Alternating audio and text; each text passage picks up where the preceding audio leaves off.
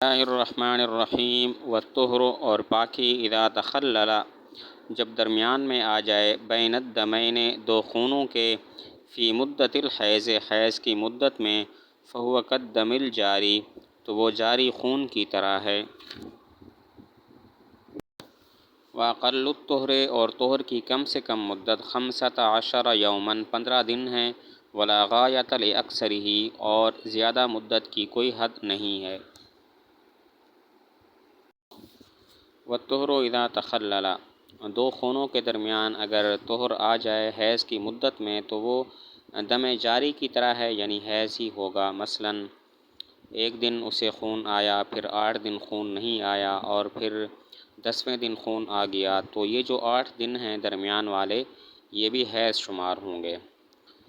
جب طہر دو خونوں کے درمیان حیض کی مدت میں حائل ہو جائے، متخلل ہو جائے، آ جائے تو وہ جاری خون کی طرح ہے، یعنی حیض ہوگا۔ مثلاً ایک دن خون آیا، پھر 8 دن خون نہیں آیا، پھر 10ویں دن خون آ گیا، تو درمیان والے جو 8 دن ہیں وہ بھی حیض شمار ہوں گے۔ اور آگے بتایا کہ طہر کی کم سے کم مدت 15 دن ہے اور زیادہ سے زیادہ مدت کی کوئی حد نہیں ہے۔ ودم الاستحاضۃ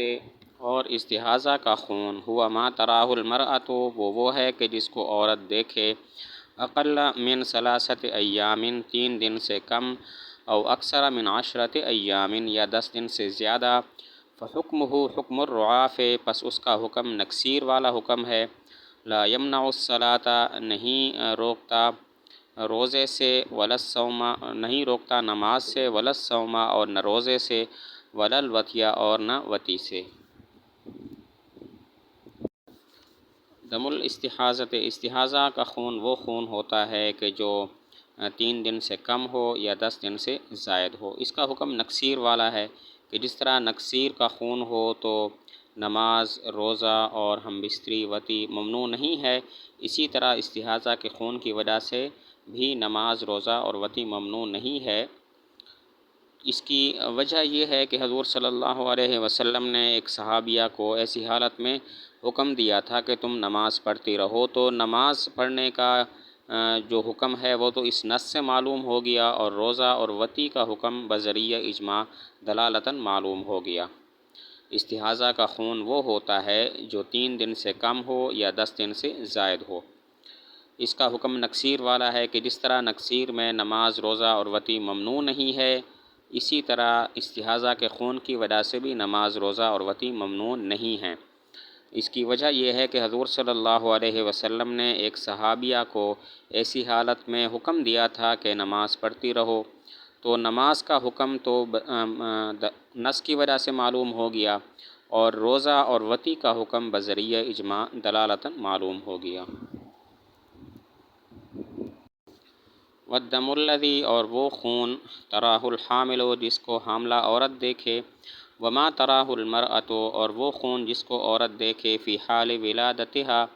اپنے بچہ کی ولادت کی حالت میں، قبل خروج الولد بچے کے نکلنے سے، بچے کے پیدا ہونے سے پہلے، استحاضۃ وہ استحاضہ ہے۔ وَإِذَا زَادَ الدَّمُ اور جب خون بڑھ جائے علی العشرۃ 10 دنوں پر، وَلِلْمَرْأَةِ عَادَةٌ مَعْرُوفَةٌ اور عورت کی معین عادت ہو، ردت الی ایام عادتہا تو اس کو لوٹایا جائے گا اپنے عادت کے ایام کی طرف۔ وما زاد علی ذالک اور جو اس پر بڑھ جائے، فہو استحاضۃ تو وہ استحاضہ ہے۔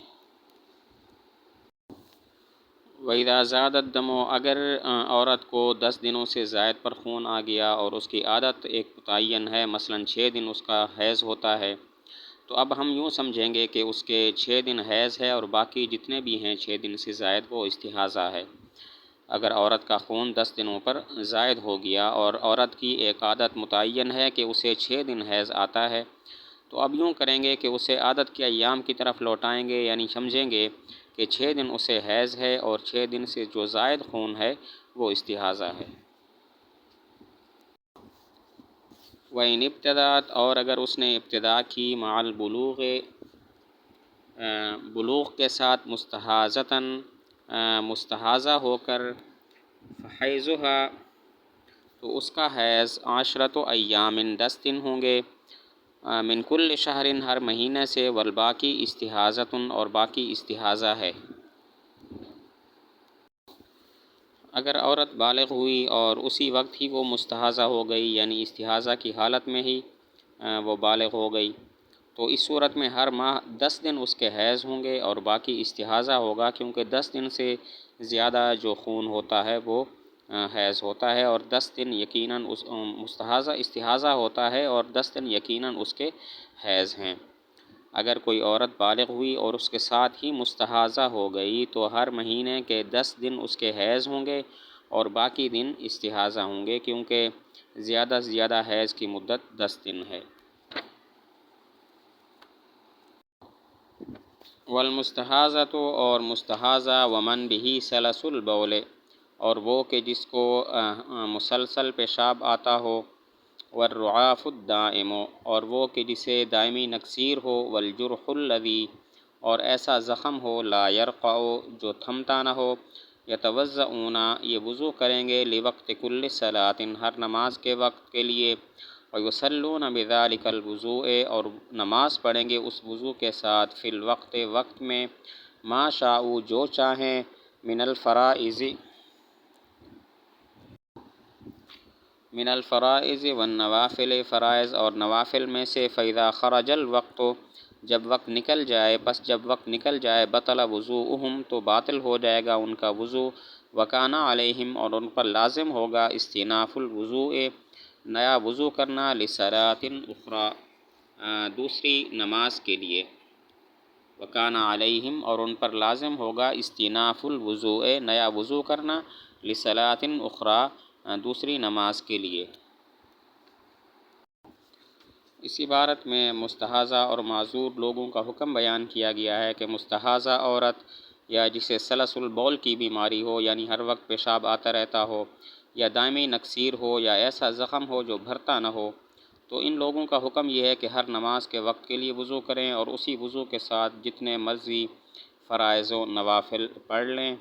لیکن جب وقت نکل جائے گا تو ان کا وضو بھی باطل ہوگا اور دوسری نماز کے لیے نیا وضو کرنا ضروری ہوگا۔ مستحاضہ اور معذور کا حکم بیان کیا کہ مستحاضہ اور وہ شخص جسے سلس البول کی بیماری ہو، یا دائمی نکسیر ہو، یا اس کو ایسا زخم ہو جو بھرتا نہ ہو، تو ان کا حکم یہ ہے کہ ہر نماز کے وقت کے لیے وضو کریں گے اور اسی وضو کے ساتھ فرائض و نوافل جتنے مرضی پڑھ لیں، لیکن جب وقت نکل جائے گا تو وضو باطل ہو جائے گا اور دوسری نماز کے لیے الگ وضو کرنا ضروری ہوگا۔ والنفاس، اور نفاس، هو الدم الخارج عقیب الولادت، وہ خون ہے جو نکلنے والا ہو بچہ کی پیدائش کے بعد، والدم الذی، اور وہ خون، تراہ الحامل، جس کو دیکھے حاملہ عورت، وما تراہ المرأۃ، اور جس کو دیکھے عورت، فی حال ولادتها، بچے کی ولادت کی حالت میں، قبل خروج الولد، بچے کے پیدا ہونے سے پہلے، استحاضۃ، وہ استحاضہ ہے، واقل النفاس، اور نفاس کی کم سے کم مدت، لا حد لہ، اس کی کوئی حد نہیں، واکثرہ 40 یوما، اور اس کی زیادہ سے زیادہ مدت 40 دن ہے، وما زاد علی ذلک فہو استحاضۃ، اور جو اس سے بڑھ جائے تو وہ استحاضہ ہے۔ نفاس کا لغوی معنی ہے نکلنا، اور اس کا اصطلاحی معنی ہے الدم الخارج عقیب الولادہ، وہ خون جو بچے کی پیدائش کے بعد نکلے، لیکن وہ خون جسے حاملہ عورت دیکھے، یا وہ خون کہ جسے بچے کی ولادت کے وقت عورت دیکھتی ہے، ابھی تک بچہ پیدا نہیں ہوا ہوتا، تو وہ استحاضہ ہے۔ نفاس کا لغوی معنی ہوا نکلنا، اور اس کا اصطلاحی معنی ہے وہ خون جو بچے کی ولادت کے بعد نکلتا ہے، لیکن وہ خون جس کو حاملہ عورت دیکھے، اور وہ خون جو بچے کی ولادت کے وقت نظر آتا ہے، بچے کے پیدائش سے پہلے، تو وہ استحاضہ ہے۔ نفاس کی کم سے کم کوئی مدت نہیں ہے، اور زیادہ سے زیادہ مدت 40 دن ہے، لیکن اگر 40 دن سے خون بڑھ جائے تو وہ استحاضہ ہوگا۔ نفاس کی کم سے کم کوئی مدت نہیں ہے اور زیادہ سے زیادہ مدت 40 دن ہے، اور اگر خون 40 دن سے بڑھ جائے تو وہ استحاضہ ہوگا۔ یہاں پر سوال ہوتا ہے اس کی کیا وجہ کہ حیض کی کم سے کم مدت 3 دن مقرر ہے، جبکہ نفاس کی کم سے کم کوئی مدت مقرر نہیں ہے۔ اس کی کیا وجہ کہ حیض کی کم سے کم مدت 3 دن مقرر ہے، جبکہ نفاس کی کم سے کم کوئی مدت مقرر نہیں ہے؟ جواب یہ ہے، بچے کی ولادت دلیل ہے کہ یہ خون نفاس کا ہے، اسی وجہ سے کم سے کم مدت مقرر کرنے کی کوئی ضرورت نہیں ہے۔ یقیناً بچے کی ولادت کے بعد والا خون نفاس ہی ہوگا، بخلاف حیض کے کہ اس کی کوئی دلیل نہیں ہوا کرتی کہ یہ حیض ہی کا خون ہے، اسی وجہ سے کم 3 دن کو مقرر کیا گیا ہے۔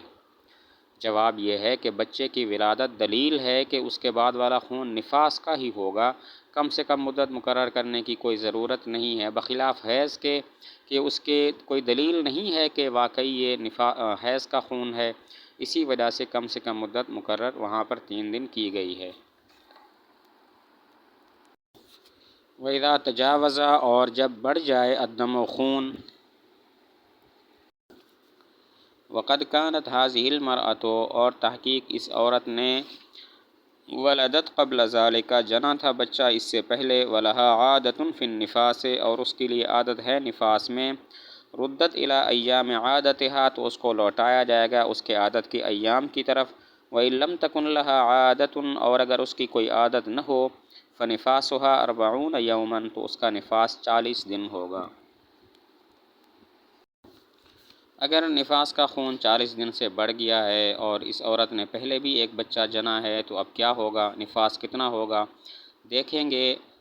اس کی کوئی عادت نفاس کی ہے 20 یا 25 دن، یا کوئی عادت نہیں ہے۔ اگر اس کی کوئی نفاس میں عادت ہے، مثلا سابقہ اس کا نفاس 20 دن یا 25 دن کا تھا، تو اب اسے ایام عادت کی طرف لوٹائیں گے اور کہیں گے اس کا نفاس 20 یا 25 دن ہے۔